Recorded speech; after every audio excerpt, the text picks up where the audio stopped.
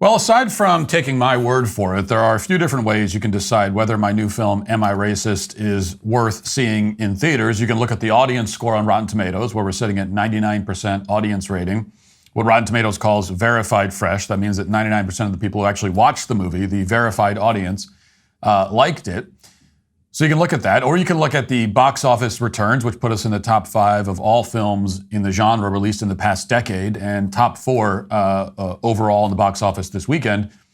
Or you could watch the interviews and trailers and behind-the-scenes videos that are out there. But if you really want to know how effective the film is, there's an even better, much simpler option. You can just take a look at what professional mainstream movie critics are saying about the film. You can go to websites like Time and The New Yorker and IndieWire and Rolling Stone, the New York Times, Washington Post, the AP. Head over to their movie review section and search for Am I Racist? And what you'll find is absolutely nothing.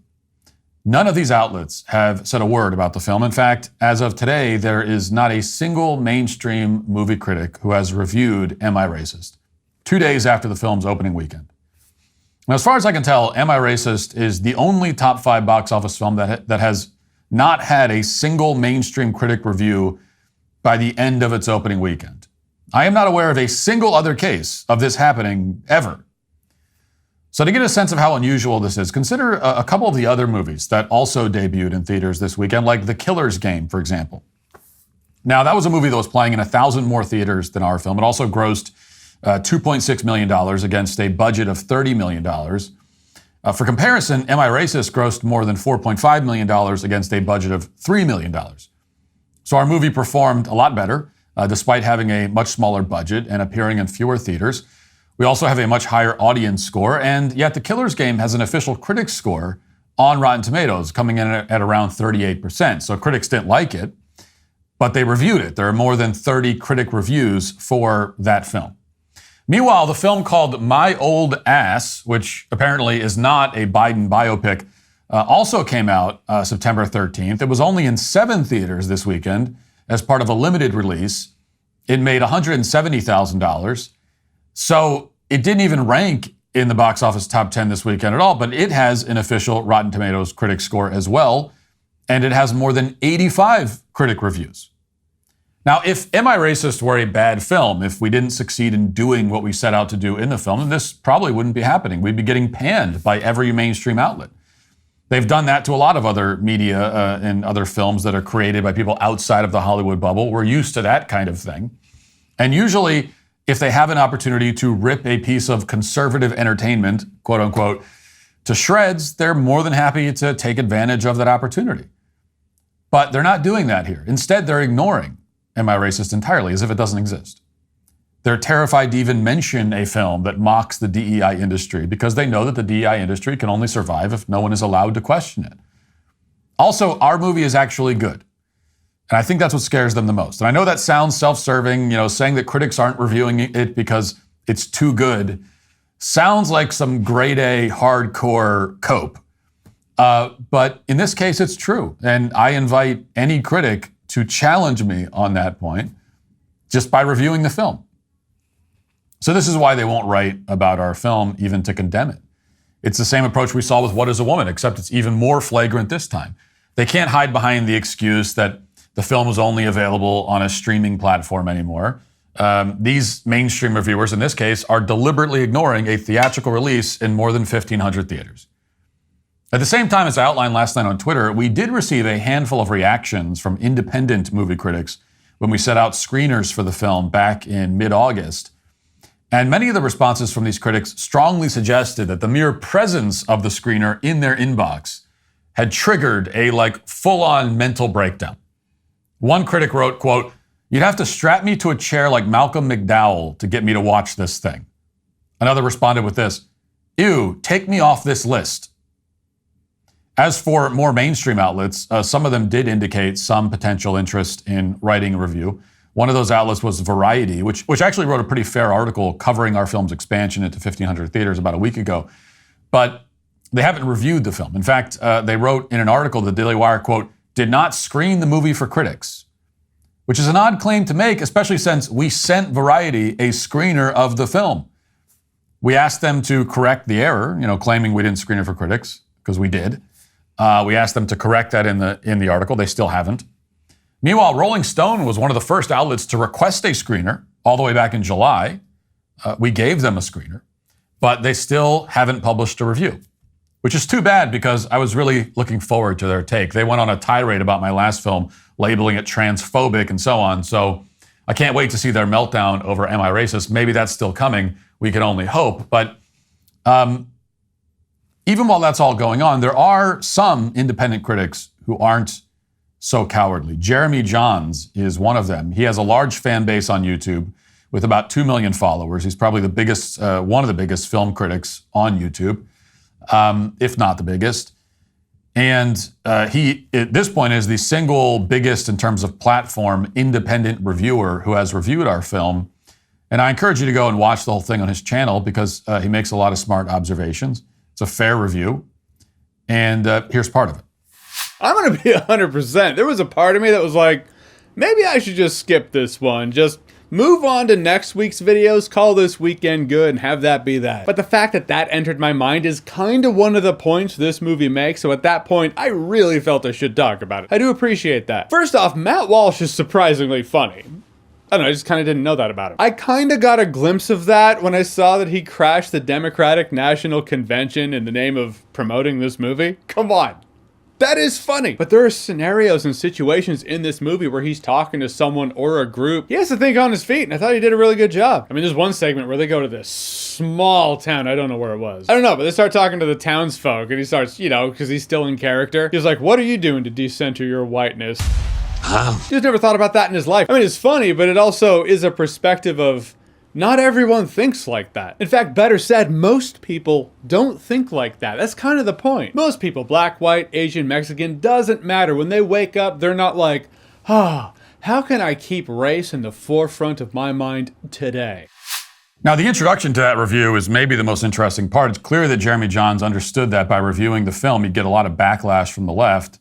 And that's not because anyone on the left has actually seen the film. It's because activists on the left can't tolerate any kind of mockery of their ideology. They also can't tolerate somebody like me being acknowledged at all, especially in any sort of positive way. And they know that nothing they believe survives any scrutiny, certainly doesn't survive satire. That's the case with gender ideology, which is why they were so outraged by What is Woman, and it's true of DEI as well.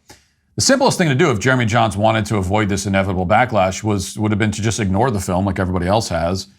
And then he wouldn't have a horde of angry, unhappy people attacking him on social media as they are right now. But Jahns decided that the film looked interesting, and so he reviewed it. In fact, he says that his hesitation about reviewing the film ultimately made it more interesting to him and made him feel more sort of obliged to review it. And that makes sense. Forbidden topics are more interesting than the usual rote corporate propaganda. And I also know someone who's in the commentary space that if you're in the commentary world and there's a topic that even you are a little bit nervous to talk about, then kind of as Jeremy Jahns pointed out, that's all the more reason why you should. That's a pretty good indication that this is the thing we should be talking about. So for making that decision, Jahns has been subjected to a smear campaign over the last 48 hours. A guy named Jeff Zhang, for example, wrote, quote, mainstream criticism is in pretty dire straits, but most critics can still recognize dog whistle tripe when they see it. Also, Jeremy Jahns hasn't leveled up his film analysis once in almost 2 decades. For the record, Jeff Zhang calls himself a film critic, and here he's demeaning another critic for simply reviewing a film. Jeff Zhang has not seen Am I Racist, but he's quite sure that it's dog whistle tripe. And then he launches into a personal attack on someone who has seen the film and is attacking them for seeing it. And then for good measure, Jeff Zhang laments the state of mainstream criticism. I mean, it's like the least self-aware post ever made on X, which of course is really saying something.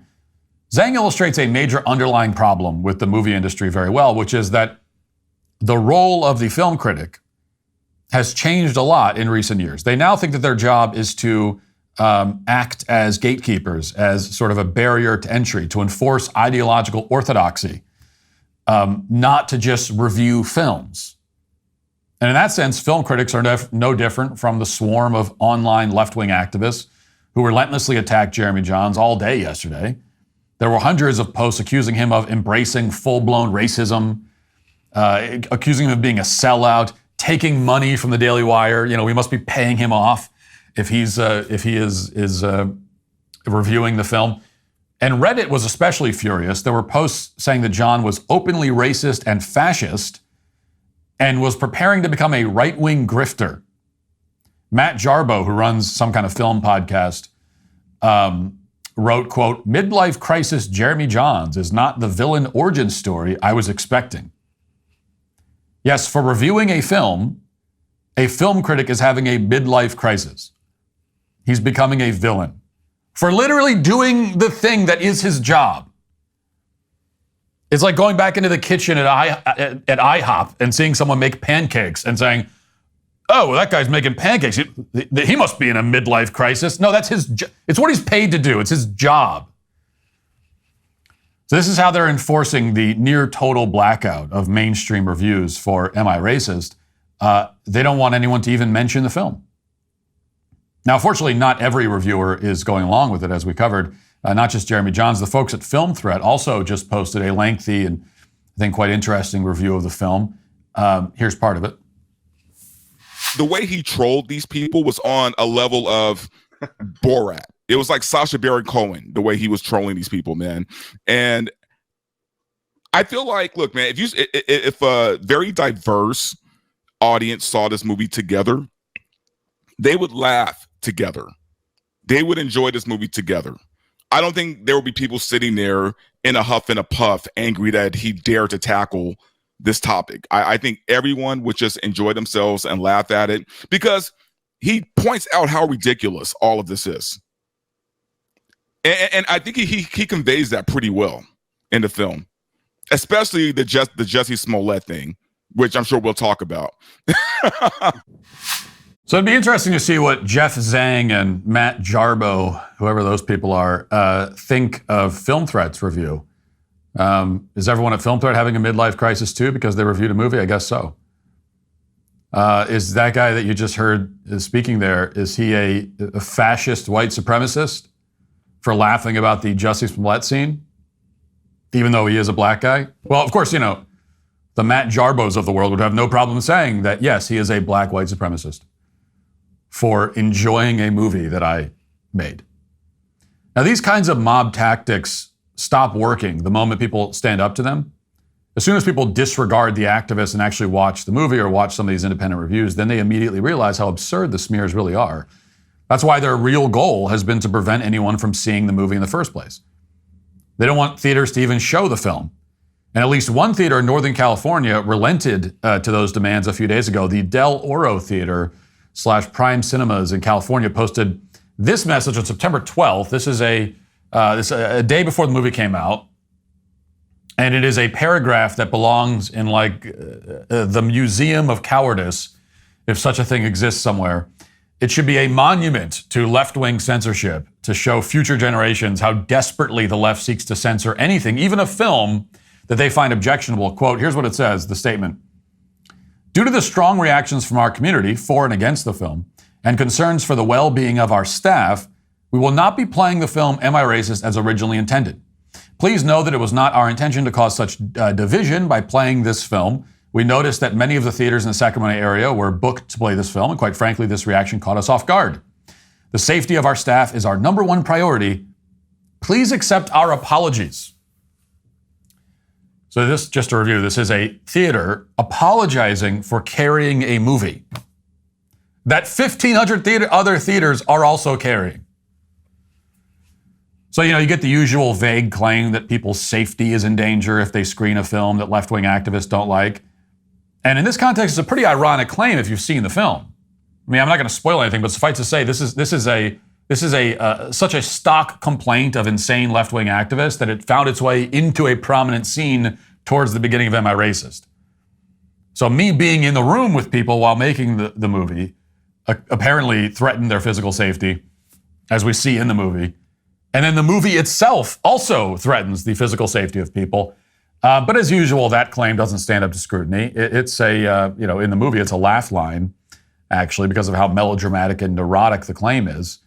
No one on the right is threatening anyone because of this film, which doesn't even make any sense. I mean, in the statement, the theater says, well, because of the strong reactions for and against. What do you mean for?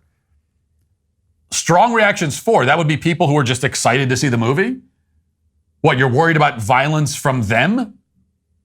What were they saying? I love this movie so much, I'm going to blow up the theater in celebration. Like, how does people liking the movie create a danger to the theater? I want to understand that. Maybe there was going to be such a rush of people. Maybe it was going to be like Black Friday, at Walmart. There was going to be such a rush of people in to see the movie that it was a stampede that would, harm the employees. Maybe that's it. I'd like to think that there was that level of interest in the movie. No, what they're really suggesting in that theater in Northern California, if that statement means anything at all, is that left-wing activists might get violent if the film is shown. That's what they're actually saying. That's the implicit statement they're making, whether they meant to say it or not. What they're really saying is that if they show the movie, left-wing activists might harm theater employees. That's how enraged these activists are, all because of our film. They're furious because of a documentary that allows the foremost fake experts in DEI to speak at length without any unfair editing whatsoever. And they're enraged by this conceit for a few reasons. One of them is that the modern left is intellectually bankrupt. They can't defend any of their nonsense with an actual argument, so they have to resort to threats and hysteria. The other reason that they're furious is that right now, we are, at the Daily Wire, we are insurgents in the movie industry. Like, the left really believes that they own the art form of film, that it's theirs, that this is something that they take ownership of, which is why I've even gotten comments, which I think are very funny, calling me a grifter for making this movie. So in their world, any conservative who makes a movie must be a con artist running some kind of scam, because it can't possibly be that, we love film too, and we want to use it to tell our own stories, that this is an art form that we want to participate in because we love this art form. Now, that can't be it. No, we're up to something here. We have ulterior motives. It's just not something that activists can even consider within the realm of possibility. But of course, it's true. The film industry has been dominated by one ideology for so long. These people have come to expect that every film and every artistic work in general will mirror their worldview. They feel entitled to it now. The left in Hollywood have maintained a monopoly for a very long time. They've successfully pressured distributors and studios into producing the same narratives over and over again, all in the service of weeding out any semblance of competition. But, after the success of Am I Racist, it's clear that whether mainstream critics and publications want to hide from it or not, whether they like it or not, competition has finally arrived. And by the way, it's not going anywhere.